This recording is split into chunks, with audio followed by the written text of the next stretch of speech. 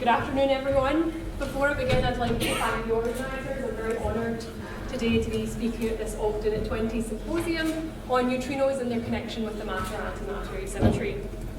So, as you all very well know, we everyday objects are comprised of protons, neutrons and electrons, and those are combined into atoms, which of course form us, man-made structures, and the visible world around us. It'd be very natural to ask the question then, is the entire universe comprised of visible or ordinary matter? And of course, as we learned from Jim and Carlos, the answer is no. In fact, for every single proton, neutron and electron in the universe, there are around 1 billion neutrinos. So neutrinos are electrically neutral fundamental particles, which we're going to see are very, very, very light. For every single cubic meter of the universe, there are contained within that cubic meter approximately 330 million neutrinos, which were created just seconds after the Big Bang. We can ask the question, is the Big Bang the only source that created neutrinos? Well, no. There are many sources of neutrinos, and one we're very familiar with is the sun. So as you know, the sun shines through nuclear fusion processes which fuse hydrogen into helium, beryllium and boron, and these nuclear fusion processes create light that sustains life on Earth. But in addition to creating light, many, many neutrinos are created. In fact, every single second, over 100 trillion neutrinos, which were created in the sun, are streaming through your body. So we're constantly moving through a bath of neutrinos. Neutrinos created seconds after the Big Bang, neutrinos created within the sun, neutrinos from everyday objects around us. Should we be concerned? Thankfully not. And the reason is neutrinos are remarkably weakly interacting with ordinary matter. In fact, you can consider a single neutrino created within the sun. It would have to pass through 1 trillion people before it interacted with a single one of them. That is how weakly interacting they are. It's remarkable we can detect them at all. So if there's anything you should remember from this talk, it's that neutrinos, they're remarkably abundant, but very elusive. And I think this is a better word than antisocial.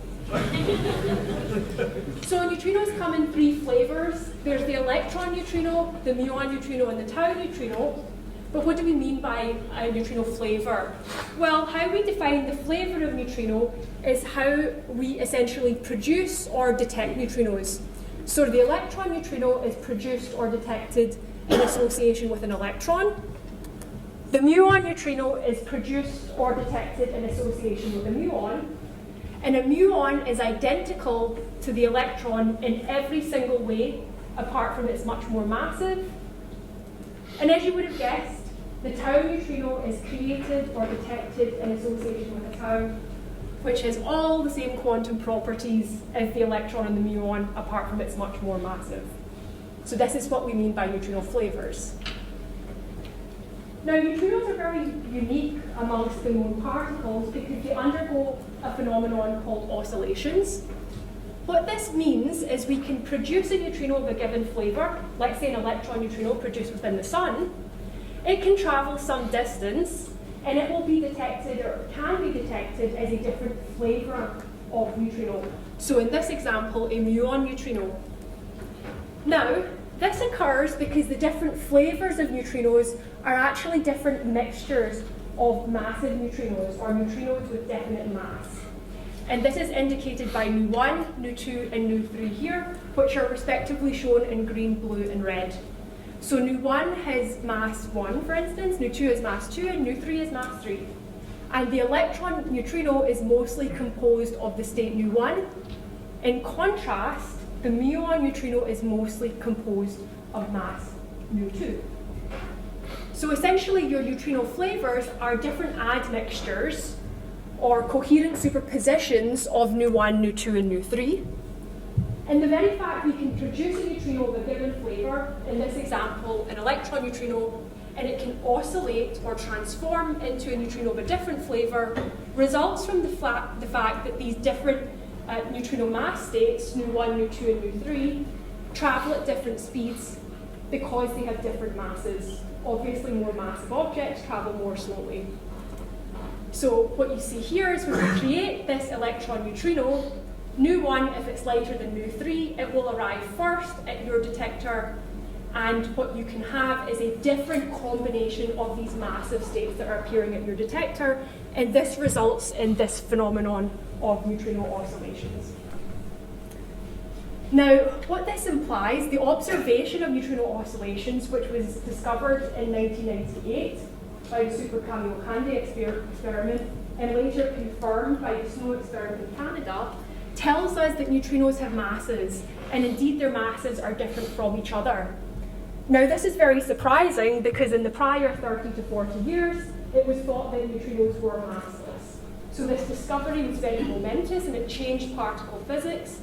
And quite rightly, Super K and the SNO experiment were awarded the Nobel Prize for Physics in 2015 for this discovery. Well, neutrinos have mass. This surprised many people. But how massive are neutrinos? It only makes sense to ask that question if we compare it to other fundamental particles. On the left here, we have the masses schematically shown of the quarks, which are in green, and the charged leptons in blue. So the lightest of these fundamental particles is the electron, and the electron is still 1 million times heavier than the heaviest neutrino. So we know from the discovery in 2012 by the Large Hadron Collider that the Higgs boson exists, and the Higgs mechanism imparts mass at least to the quarks and the charged leptons.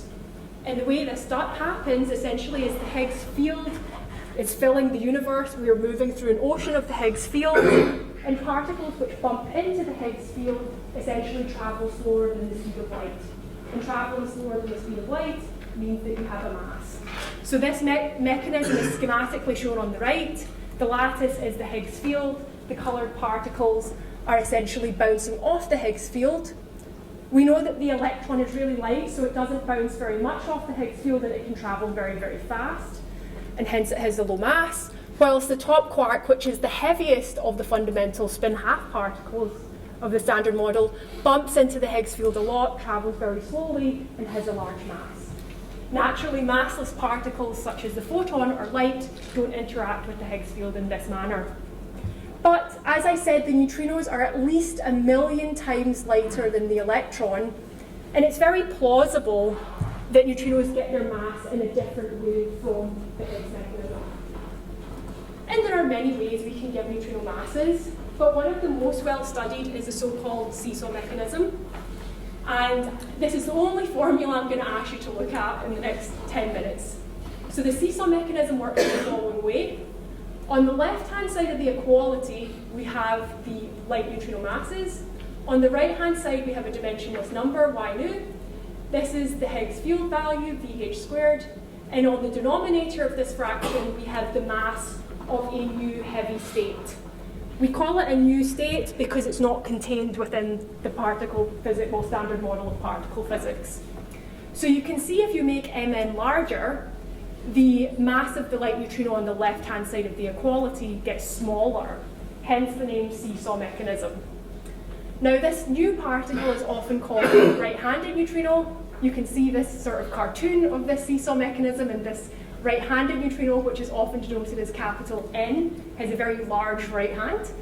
And this is a very elegant and simple mechanism for explaining why neutrinos are just so much lighter than the other known fundamental spin-half particles. But there's an added benefit of the seesaw mechanism. It very naturally explains the matter-antimatter asymmetry. So let me first define what I mean by the matter-antimatter asymmetry. Well, we saw this pie chart in Carlos's talk, and this is essentially the energy budget of the universe. So most of the energy budget goes into dark energy, and this drives the acceleration of the universe. Quite a large chunk goes into dark matter, this seed structure formation, crucial for star formation and creating life as we know it. And only 4% of the universe's energy budget is so-called ordinary matter, namely protons, neutrons, electrons. However, The standard model of particle physics predicts that there should be equal amounts of matter and antimatter. So this observation of the fact that there's a reasonable amount of ordinary matter, which we reasonably well understand, but no antimatter, i.e. no antiprotons, antineutrons, or positrons in the universe, really is a puzzle and one of the most pressing questions in fundamental physics. So it's rather fortunate for us that there is this imbalance between matter and antimatter, because we know what happens when matter meets antimatter. Essentially, they can annihilate and create light. So if there were equal amounts, well, we'd observe a universe filled with light, and in fact, we wouldn't even be able to observe the universe, because a universe filled with light is not very good for sustaining life. So this is very, very, very fortunate indeed. And in addition, this is also a very, very well and precisely measured parameter. And this comes from, as Jim and Carlos were saying, cosmic microwave background radiation data. So how can we connect the seesaw mechanism, which is an elegant and simple way of explaining why neutrinos are so light, with this matter-antimatter asymmetry, which is not a prediction of the standard model? Well, we have our heavy right-handed neutrino, and because it's very heavy, it can be unstable and decay very quickly out of thermal equilibrium in the early universe, very, very early, 10 to the minus 29 to 10 to the minus 25 seconds after the Big Bang. Under the right conditions, it can decay more of the time or more often to anti-leptons than leptons. So here by anti-leptons, I mean positrons, anti-muons, anti-tauons. And by leptons, I mean electrons, muons, and tauns. So if indeed this does occur, then because this process, this decay, happens very early in the universe, there are certain processes within the early universe thermal plasma which are active, and they can then reprocess the anti-leptons into protons and neutrons, and the leptons into antiprotons and antineutrons, giving result to the matter, possibly the matter-antimatter we observed. Right? So this process is called leptogenesis because we're initially seeding an imbalance between the anti-leptons and the leptons from the decay of these heavy particles. Now, part of my research involves studying these mechanisms that could explain the matter-antimatter asymmetry, and typically what we do is we identify the relevant parameters of the theory. In this case, it's Y nu, so this number called the Yukawa coupling, and Nn, the mass of this very heavy right-handed neutrino, which through the seesaw mechanism can give mass to the light neutrinos. We then track this system in time. We track the rate of decay of these right-handed neutrinos and all of the interactions happening in this hot thermal bath. And then for a given point in this parameter space, we ask the question, does this prediction match the data which is so beautifully measured by cosmic microwave background radiation data?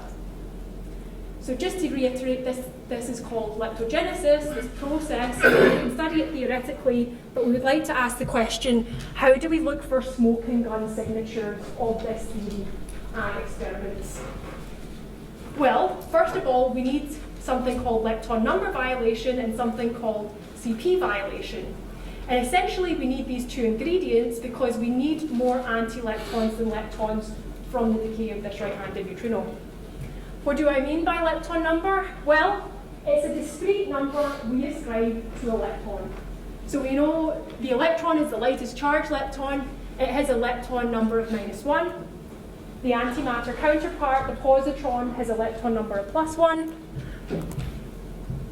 And so we can both search for lepton number violating processes in nature, which are forbidden in the standard model. So if we were to observe them, that is a smoking gun signal of new physics, and indeed the seesaw mechanism and possibly leptogenesis. So what you actually look for, or experimentalists look for, is they take large vats of typically heavy nuclei, like germanium. This is the lepton, the initial state of this large vat would have lepton number equals 0. If lepton number is violated, then 2 of the neutrons inside the heavy nuclei can decay to 2 protons and 2 electrons. Since the protons have a lepton number of 0 and the electrons have a lepton number of -1, this final state has a lepton number of minus 2. And therefore, lepton number has changed by 2 units. I'd like to add, this is forbidden in the standard model, so if you see it, it's a smoking gun signature of possibly the seesaw mechanism, and there's a strong UK contingent of experiments looking for this rare decay called neutrinoless double beta decay. The second necessary ingredient is CP violation. And in a nutshell, CP violation is essentially saying, does matter and antimatter behave the same way? So if CP is not violated, then matter and antimatter are behaving in the same way. If CP is violated, then they're not. So at least in the neutrino sector, there are searches for CP violation, and one collaboration that's involved in this is the NOVA experiment, and there's a strong UK contingent in that. And they generate a muon neutrino beam at Fermilab in Illinois, and the muon neutrino beam can travel 810 kilometers to the detector based in South Dakota. Along its travels, some of those muon neutrinos will oscillate to electron neutrinos. Their detector, as shown here, is extremely large plastic scintillator detector. It's 15 meters across, 15 meters high, and 60 meters long. And for some years, it was the largest freestanding plastic structure in the world. But apparently now Dubai has a larger freestanding plastic structure. I doubt it's a neutrino experiment. In any case, they can detect both muon neutrinos and electron neutrinos, and they can measure the oscillation probability that these muon neutrinos oscillate to electron neutrinos. And they can also measure the essentially the antimatter counterpart reaction. So if matter and antimatter behaved exactly the same way, then these oscillation probabilities would be equal. If matter and antimatter don't behave the exact same way, and indeed CP is violated in nature, then these oscillation probabilities will not be equal, and that is something they're searching for. And in this final 1 minute, I will just show you a plot of work I've done with collaborators at the Institute for Particle Physics Phenomenology. On the y-axis, up here, we have the matter-antimatter asymmetry. On the x-axis, we have delta CP, which essentially we can measure at neutrino oscillation experiments. It's not particularly well measured at the moment, but there will be precision measurements in the coming period. So the red line is the measured matter-antimatter asymmetry from cosmic microwave background data. So you can see just how precisely this is measured. The blue line is our theory prediction, where we track the decays of these right-handed neutrinos in the very early universe and then calculate the predicted matter-antimatter asymmetry. As you can see, it varies as a function of delta. And what's important here is where our theory prediction matches the observed matter-antimatter asymmetry, delta is close to maximally CP violating, near around about 330 degrees. And this is a parameter space that the next generation of oscillation experiments will be able to precisely measure and test this scenario. So finally, to conclude, neutrinos are weakly interacting, extremely light particles, but very, very highly abundant. Because they are weakly interacting, we don't know much about them, but we anticipate this situation will change in the coming years from a very exciting experimental program. Neutrino masses and the matter-antimatter asymmetry are open questions, and they are not answered within our best tested theory, namely the standard model of particle physics. And the seesaw mechanism is a plausible additional mechanism that can answer and connect both of these open questions. And I believe we're living in very exciting times where we will be able to confront our theories with data and address these fundamental questions at the heart of our existence. And of course, this wouldn't be possible without the work that's done at the Institute for Computational Cosmology and the Institute for Particle Physics Phenomenology, where we aim to bridge the gap between theory and experiment.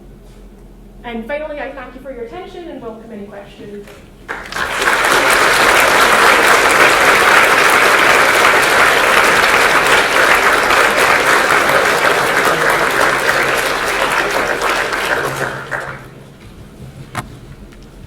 So thank you, Jessica.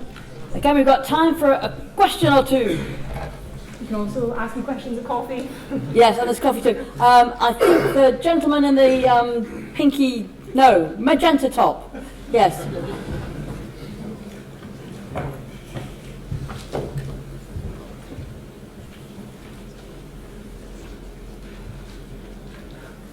So So if I have a source which emits an individual electron neutrino, and then that oscillates into a gluon neutrino, what does this mean for conservation of energy? Because you've gone from a particle of one mass to another mass. How do you get that? Well, energy is conserved. It's just that the different flavors are different admixtures at different mass states. So in total, energy is conserved. It's just you have different weights of the different neutrinos which have different mass states. But yes, energy is conserved. Initially, when neutrino oscillations were observed, it was thought that maybe there was such a thing as like Lorentz oscillation that was that. No, energy is conserved. It's just because you've got different weights of the different masses. That's a really good question.